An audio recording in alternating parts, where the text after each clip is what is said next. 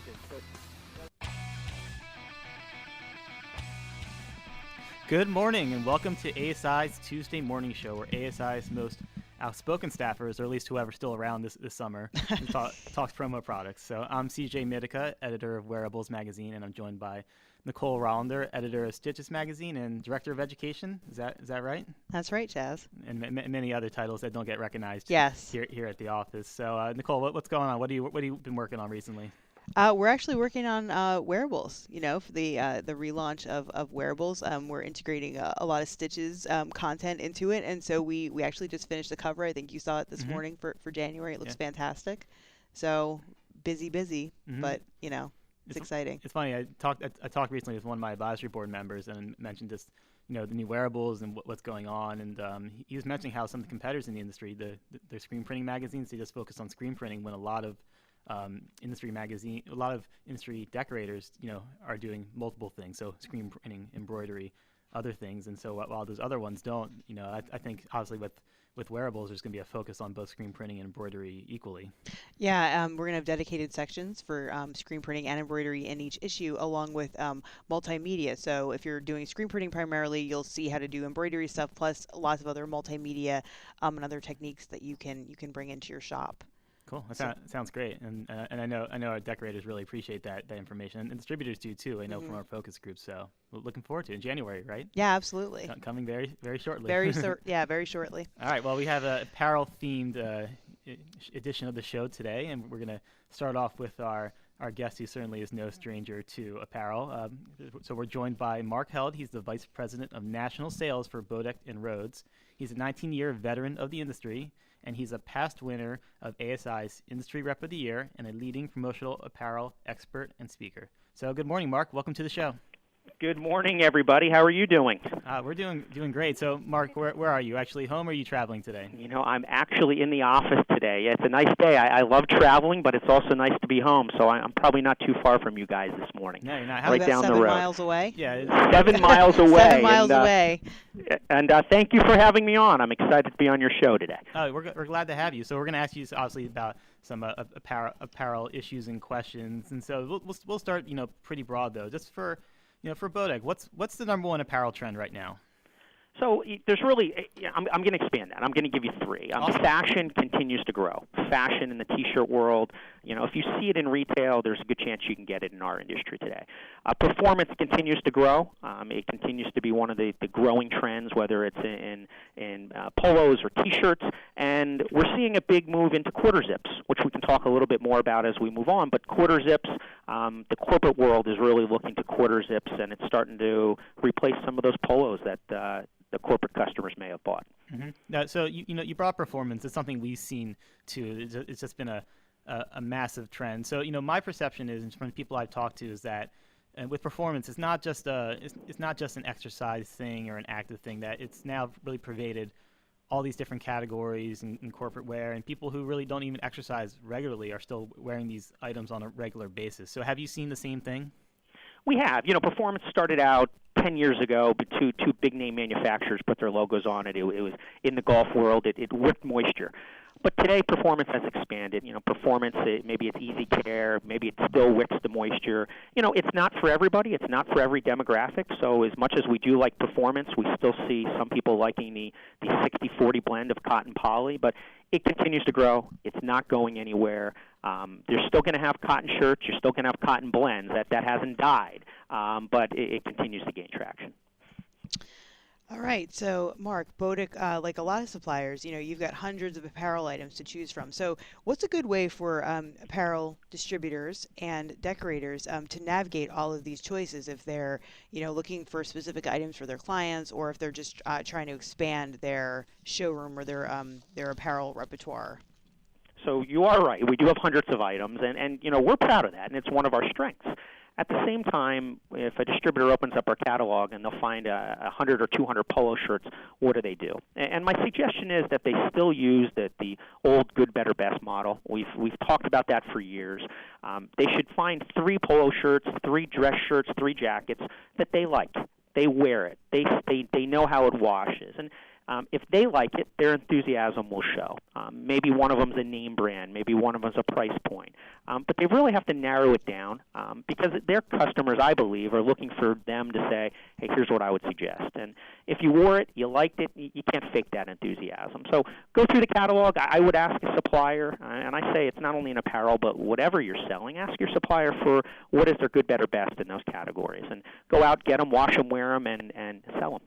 Yeah, I think that's a really great idea. We've even tested out apparel here, and we've worn stuff, and then kind of said, oh, we like this shirt better than that shirt, and then kind of talk it up to each other. So I think that's great.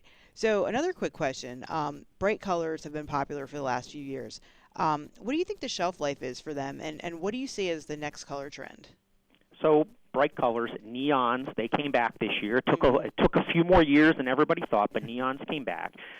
Once you get outside of the 7 standard colors, the navy, the red, the forest green, the black, colors can change very quickly. Retail, they change, they're seasonal. I think in our industry, the lifespan of a color truly is probably about 2 years.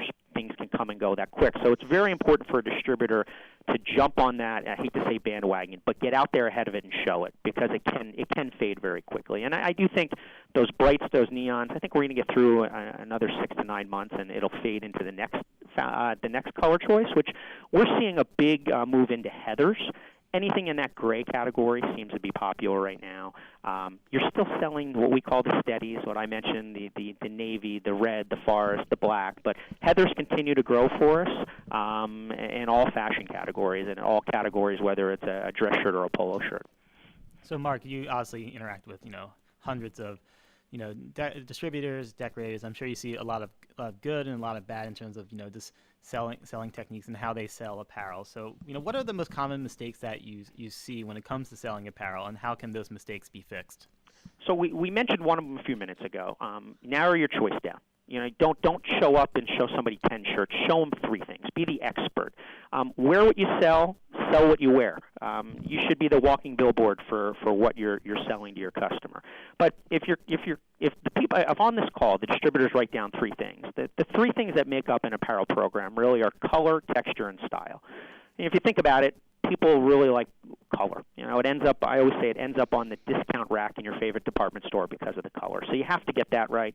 The textures, the hand and feel, and the style, maybe that's as simple as a button-down versus a non-button-down collar. So they should try to figure out and ask themselves those 3 questions. Try to find the needs of their customer in those 3 questions. If they wear it and they show it to the customer, I say it always looks better on you than it does on a hanger. But color, texture, style, follow those 3, and they should be successful. All right, so we started off by asking you, what you thought a number 1 trend was. But as we gear for fall, what are some specific, I guess, colder weather trends and items that distributors and decorators should be pitching this season? So it's not too early to start showing jackets. The jacket, really the majority of jacket decisions, they're being made in the next couple weeks for the fall. I know it's 90 degrees here in Philly today, I think even hotter, but you need to get ahead of the trends. So you want to be showing jackets, name brand apparel. We added Columbia for the fall. We're thrilled to have that in our product repertoire, but they should be ahead of it in jackets. Quarter zips it's a very versatile product. You can wear it to the office. You can wear it on the weekend. It's something that if it's logoed, people tend to wear it a lot. So I would get out. I wouldn't be afraid to show quarter zips. They're available in men's and ladies' wear. We're seeing that continue to grow. We're adding a lot of that for 2016. And then, look at the things that you can sell all year round. I mean, polo shirts, it can be cold, but people still wear them for events. Maybe it's team wear. Maybe it's schools. But my recommendation is whatever that trend is, get out ahead of it. Right now it would be winter wear. It would be fleece. I can't believe we're talking fleece again in August, but those decisions are made now. Cool. Thank you, Marc. That's some great information. So I know summer's wrapping up. Are you going to get some time off, or you just hitting the road right into the fall? You know me. I love to travel. I love to visit our customers and get on the road. So I'm going to travel a little bit, but I'm going to try to take a little bit of time off. My wife and I think, are going to go away for a few days, and I'm a beach guy, and she likes the beach. She's a beach girl, so maybe whether it's down to the shore or maybe sneak off for a little bit of a longer weekend, we hope to do that and recharge and get ready for the fall. Cool. Well, I'm sure some very well-deserved time off. So thank you very much, Marc, for joining us today. Thanks Have a a lot. great day, everybody. Thanks for having me on. Have Thanks. a great day. Bye-bye. It's interesting. He mentioned a couple times about just being ahead of the trends, and I think you see so much in this industry. It's just it's very reactionary. Like people wait until it's cold out to start selling the jackets. Well, then it's too late because the buyers already made their purchasing decision, or even the inventory is not available. So I kept hearing just how you need to be proactive to sell apparel. Right. I remember how we used to do our swimsuit spread, and we usually do that in the February issue. And I remember one time somebody said, "Well, why are you doing that in the middle of winter?" And it's like, well, because that's when people are actually thinking about, the swim apparel that they're going to have at their, summer camps, or if it's, casino and they want their, staff to be wearing bathing suit kind of inspired uniforms. That's when they're looking for it. Yeah, exactly. I know it's harder for at least for me sometimes when I'm planning out the editorial calendar to be like July. Yeah, maybe we should sneak in some fall items. Right. That's that's really when it starts. So, right. Cool. Well, we're on the subject of trends. So Nicole, you're gonna mention some of the trends that we've been spotlighting in the magazine recently. Yeah, I mean, we obviously just did our big fashion shoot that we're going to have in the September issue of Stitches and the September-October issue of Wearables. Yeah, it came out great this year. I mean, it comes out great every year, but right. I thought it was really, really nice this year. Yeah, and we actually have on the Stitches Facebook page right now, I posted the sneak peek video behind the scenes. So if you go to facebook.com/stitchesmag, you can take a look at it. Awesome.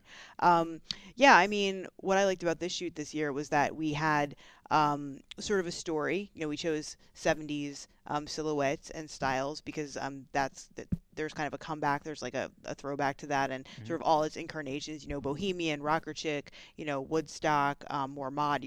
They're sort of in all different areas. And then we also chose floral because floral's kind of a perennial thing, and it's back again this season. So every outfit kind of incorporates a reinterpretation of the 70s with some sort of floral element.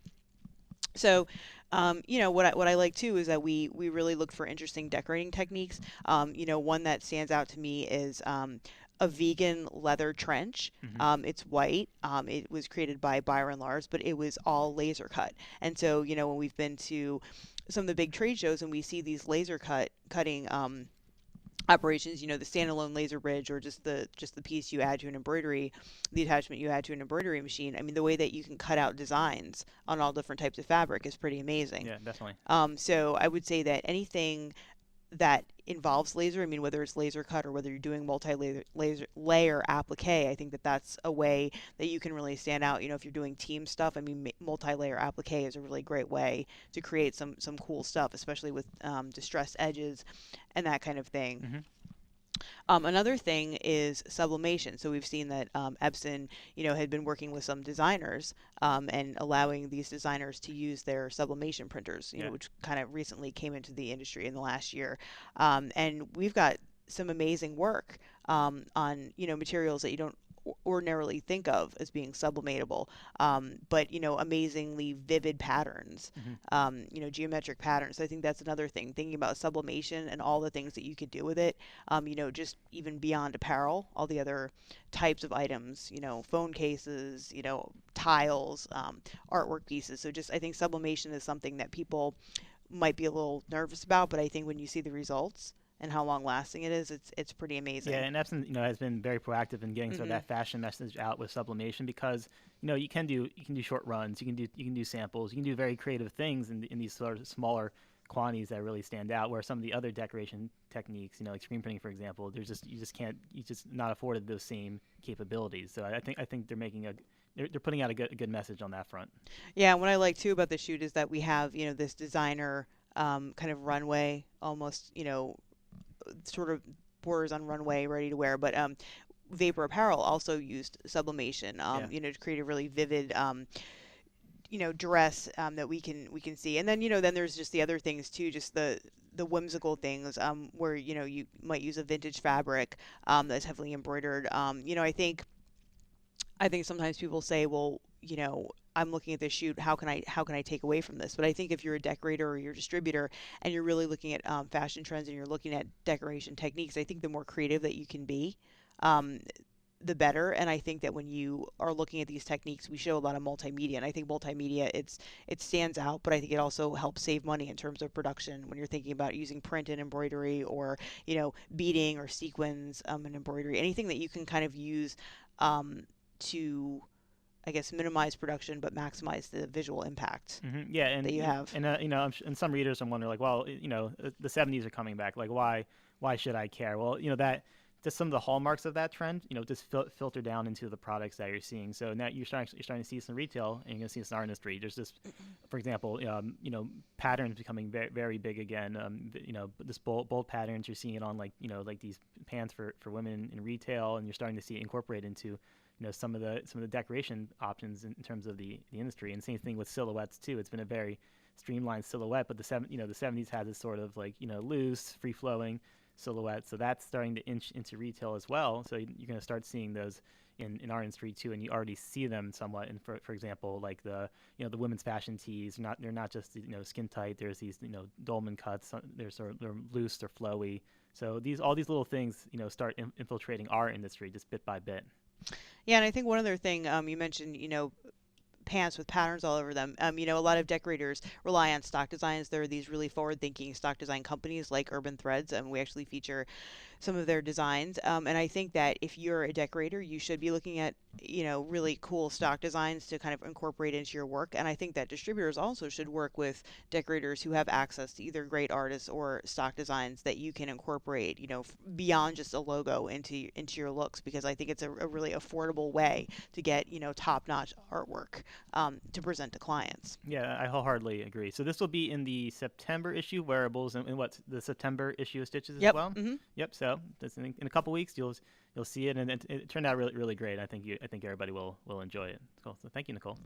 So to wrap up on the apparel theme, I have an article here. It's in Bloomberg Business Week, but it's also something we've written about in the magazine. So if you guys ever heard of a company called Teespring, so they're basically an online designer for T-shirts, and what people do is they upload their designs, and people online can pre-purchase them, and Teespring will handle logistics, printing, shipping them out. So in this article, Bloomberg, they talk about how basically these average everyday people are making lots of money. So Benny Zhu, who's a former restaurant manager, made $120,000 in the past year.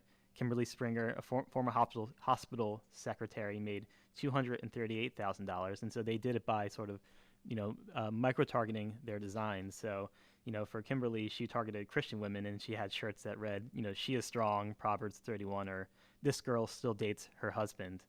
So what I think is interesting about this is that we're starting to see, it encapsulates a lot of the trends we're starting to see in the apparel industry. There's many more companies now that are online oriented. We tell distributors this, to get online to capture clientele. So there's multiple companies going online who are handling all the procurement, design, shipment just through online portals. And then people, these everyday people are leveraging online marketing to find their demographic, which is just what we tell distributors to do every day. Find the clientele that you want. These people are using they're using Facebook, they're using social media. Distributors and decorators can do the same thing.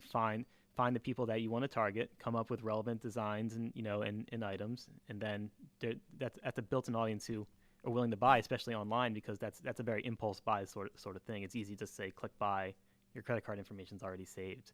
So I think it encapsulates a lot of the trends we're seeing in this industry. What do you think? I would agree with that. I mean, in Stitches, we always encourage decorators to add an e-commerce element to their website. And anytime we talk with a consultant, related to websites, they always say that. They say, people are online. They want to order when they want to order. If your website isn't going to let them do that, they're going to move on to the next one. One company that we recently profiled was called Dang Chicks, and it was similar to, what you were referring to there. And they have a lot of, country and cowgirl oriented sayings on shirts and other types of apparel, and I mean, this stuff is amazing. It's really beautiful stuff, and they do a lot on Facebook and social media, and they have a ridiculous amount of followers. And people share their site, and you can go on and you can order stuff very easily. So I think it's a great business model, but amazingly a lot of people aren't doing it, so it still needs to be said that online element is very important. Yeah, and we hear constantly how everybody's so price driven, but a lot of these online companies are not the cheapest option, but they make it so convenient that people that don't care sometimes because it's just so convenient to design it and order it and be done with it. Then that's money probably saved for them because they could be working on other things too. So I think the price equation sort of gets shifted a little bit with sites like these. And this stuff is cool. I love books and I'm a writer and everything. And so whenever I see, this is like the new thing, like tights with quotes from poems or, a whole book printed on a t-shirt. Yeah, it was cool. It's, stuff like that is intriguing. And I might be willing to pay a little bit more for that. Mm-hmm, definitely. All right, cool. Well, hope we got some great apparel knowledge out to you today. Thank you to our guest, Marc Held, for joining us today. Thank you, Nicole, very, very much. And everybody have a great day. Thanks, everybody.